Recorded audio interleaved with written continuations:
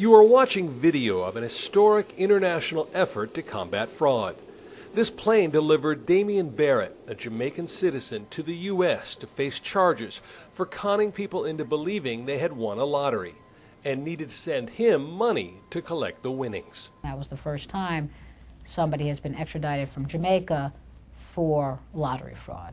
Investigators have been working for years to track down the Jamaica-based ringleaders behind these lottery sweepstakes scams. They got a break in Florida when they arrested a middleman acting as a money mule for a gang in Jamaica. The phone number that was calling all the victims that were sending him money was also calling him. So now we knew that he was communicating with whoever it was that was calling the victims and being instructed to receive money. At that point, inspectors were able to send information to a task force in Jamaica that eventually found Barrett.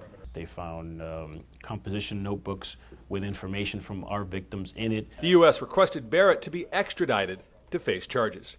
The extradition process, as you can well imagine, is a very long and complicated process. You're asking another country to turn over their own citizens to a foreign nation for prosecution. Authorities estimate Barrett may have defrauded 10 people out of more than $100,000. We absolutely intend to go after everybody in the United States and Jamaica and anywhere else who are committing these crimes against our vulnerable elderly population. Postal inspectors say they are dealing with thousands of lottery fraud cases simultaneously.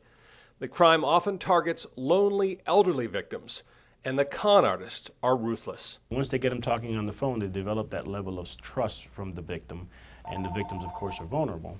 And then they will, once they have the hook in them, they get them to send money. Experts say family, friends, and neighbors should be on the lookout for any signs that point to a senior citizen being lured into a lottery scam. It is hard to get these victims to accept that this isn't true. And it's not because they're greedy or because they're mentally challenged or because they don't understand. It's because these callers, these scammers have a grip on them.